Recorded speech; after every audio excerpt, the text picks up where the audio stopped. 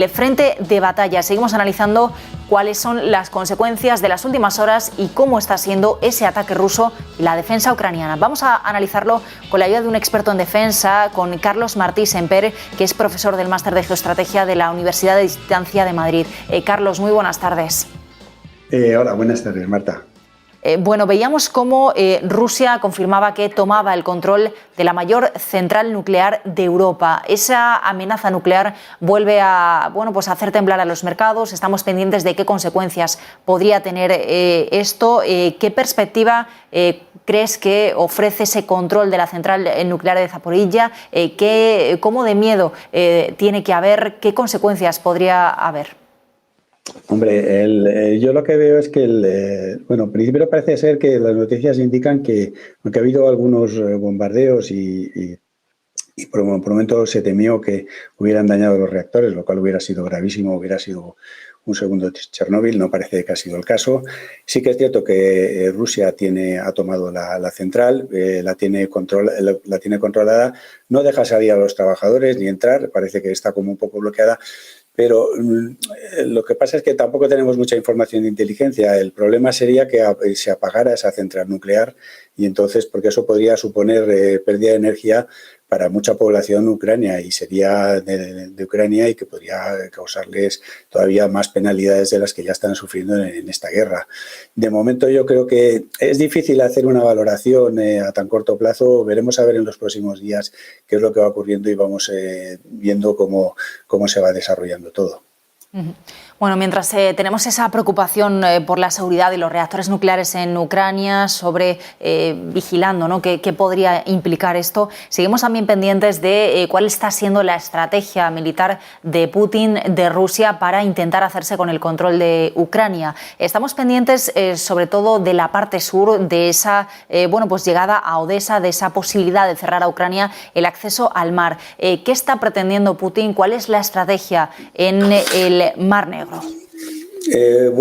Yo creo que la estrategia del Mar Negro es un poco, se encarna en toda la estrategia de Putin. Putin quiere hacerse con el control de Ucrania completo y quiere probablemente eliminar el gobierno actual, probablemente pondría un gobierno títere.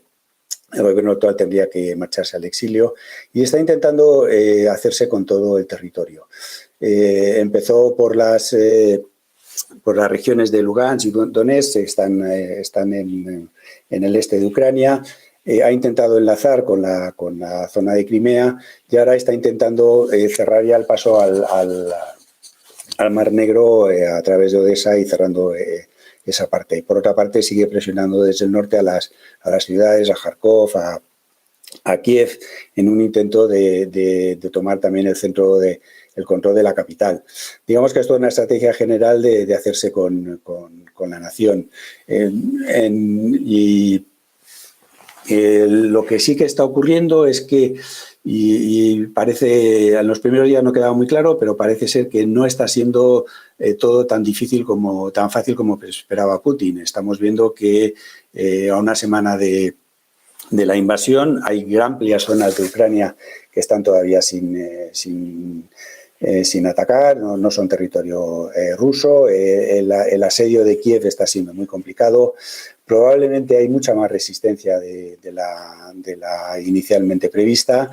Las tropas rusas parece que no están tan bien preparadas como se pensaba y todo esto está lentificando el proceso, lo cual es una mala noticia para Putin, es una buena noticia para Occidente, pero así con todo pues tendremos que ver lo que pasa en las próximas semanas.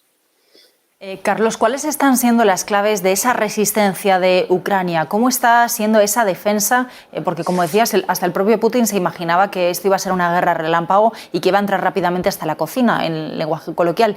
¿Cuál está siendo la clave de la resistencia de Ucrania en los diferentes puntos estratégicos que mencionabas? Ahí yo creo que hay razones históricas, en el sentido de que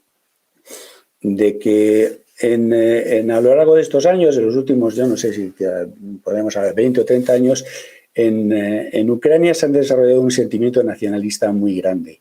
Es decir, los ucranianos se sienten ucranianos, no se sienten simplemente que pertenecieron a la antigua Unión Soviética. Ellos tienen un sentimiento personal de que son una nación y que tienen derecho a su existencia.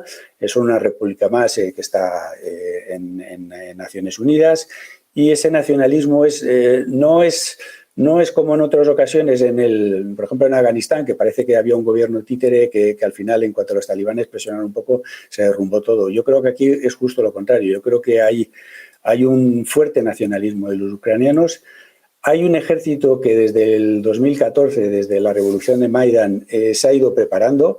Es un ejército bastante más pequeño que el ejército soviético, pero es un ejército que está en la defensiva. La defensiva siempre suele ser más fácil que la ofensiva, y están defendiéndose de los rusos, y les están complicando la vida a los rusos considerablemente. Además, hay que tener en cuenta que incluso aunque las tropas soviéticas entren en las ciudades, conquistar una ciudad con un pueblo en oposición es muy complicado. Quiero decir, los francotiradores, la gente con lanzagranadas, con otras armas, puede hacer el día a día muy complicado a esas tropas invasoras y hacerle la vida muy difícil. Si eso continúa o se prolonga por mucho tiempo, tampoco es otra buena noticia para Putin. Habrá que ver hasta qué punto Putin es capaz de resistir esas malas noticias. Carlos, se está hablando mucho también de si Moldavia podría ser el siguiente país en el punto de mira de Vladimir Putin. Incluso, bueno, pues de qué ocurriría si esa zona sur de Ucrania, si a partir de que cayera Odessa, podría Rusia mirar a Moldavia. Además, hablábamos antes del Mar Negro, un Mar Negro que colinda con esos países OTAN, como Turquía, como Rumanía. ¿Podría, si efectivamente Rusia culmina esa conquista de la zona sur, de la zona que da con el mar, bueno, pues elevar aún más la tensión con los socios de la alianza? Yo creo que hay posibilidades de que la tensión siga creciendo. Evidentemente, la presión de las tropas rusas sobre los ucranianos puede seguir cada vez más, y incluso si esos ucranianos abandonan Ucrania, la tentación sería seguir atacando posiblemente otros países limítrofes. Tenemos Polonia, tenemos Eslovaquia, tenemos Rumanía. Son naciones que a lo mejor Putin, en su afán de conquista, podría intentarlo. Lo que pasa es que yo creo que es francamente difícil. Yo creo que Putin eso se lo pensaría bastante, porque, quiero decir, la reacción de la OTAN sería una reacción muy fuerte, y ya no sería una reacción simplemente de hacer alguna ayuda indirecta a los ucranianos, sería una acción directa de las tropas de la OTAN. Y de hecho, lo que vemos en los últimos movimientos de Biden es de reforzar sus tropas en Europa, y los países de la alianza están algunos ya en alerta. Nosotros tenemos aviones en las tres repúblicas del norte, en Letonia, Estonia y Lituania, tenemos ahí aviones. También hemos mandado tropas me parece que a Rumanía, si no me equivoco muy bien. Quiero decir que hay ya un preposicionamiento de tropas de la OTAN para evitar que Putin intente seguir su expansión. Yo creo que Putin yo creo que confiaba en que Occidente le iba a dejar seguir haciendo, pero ha habido, digamos que Putin ha traspasado una línea roja en la que Occidente ya ha reaccionado, y ya no hay vuelta atrás. Si Putin sigue intentando avanzar, se va a encontrar con una resistencia cada vez más fuerte, más intensa y más dura. Lo cual es malo para todo el mundo. Yo creo que las guerras son malas para todos, pero nos podemos encontrar fácilmente con esa situación. O más fácil de lo que nos gustaría.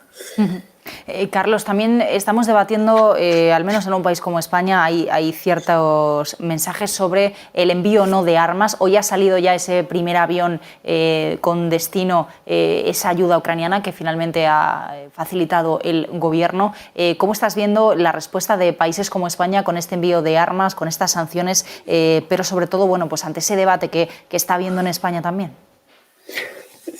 Vamos a ver, yo creo que no hay que olvidar que el instigador de toda esta invasión ha sido Putin desde el primer momento, por más avisos que se le han dado. Y ha habido una época diplomática muy larga en la que se ha reiterado una y mil veces a Putin que si intentaba una invasión en Ucrania habría respuesta, no se le iba a dejar que hiciera lo que él quisiera. Entonces, yo creo que Occidente ha gastado casi todas las vías diplomáticas. Esto me recuerda mucho en la Segunda Guerra Mundial, la crisis de los Sudetes. La crisis de los Sudetes, en la que Alemania decidió que Chequia era suya y que la quería invadir, determinó que Francia e Inglaterra decidieran que no dejarían ya a Hitler que hiciera una siguiente invasión. En cuanto Hitler invadió Polonia, se declaró la Segunda Guerra Mundial. Aquí tenemos el mismo caso. Yo creo que Putin, aunque lo disfrace con una operación especial, aunque diga que está haciendo una acción humanitaria de defender a los ciudadanos rusos en Lugansk y en Donetsk, etcétera, etcétera, estamos asistiendo a una guerra convencional clásica de conquista territorial, de quebrantamiento de todas las normas internacionales, de la prohibición de la guerra, de los acuerdos de Naciones Unidas, etcétera. En esta situación no queda más otra solución. Lo único que entiende Putin ya es el lenguaje de las armas, por doloroso que nos parezca a todos, pero es el único, o sea, las sanciones, la dureza, el decirle que no va a poder continuar.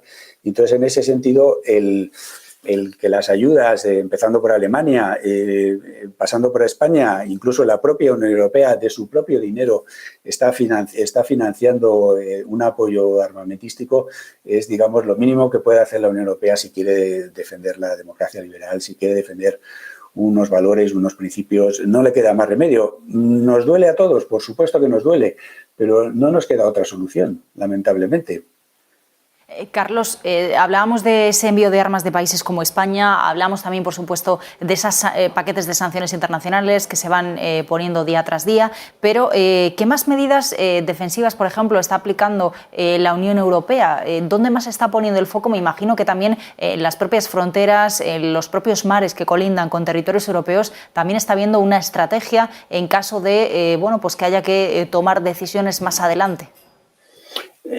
Bueno, yo creo que efectivamente, yo creo que hay un preposicionamiento de tropas de la OTAN en lo que es la frontera que linda con Rusia, y en ese sentido yo creo que se va a estar allí en misiones de vigilancia, sin en principio crear más tensión de la que existe, pero también con una capacidad de reacción que no es la misma que si hay que empezar a desplazar medios a esas zonas. Entonces, en ese sentido, yo creo que la decisión es la correcta y simplemente hay que esperar a que Putin no quiera continuar con sus avances.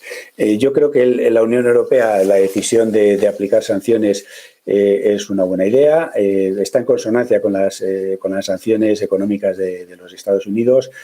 El problema de las sanciones es que históricamente nunca han demostrado ser especialmente fuertes, pero efectivamente a medio y a largo plazo van a hacer daño a la Unión Soviética. Se ha dicho antes ya en este programa que efectivamente si Europa no compra petróleo, no compra combustibles y petróleo o gas a Rusia, lo va a pasar mal.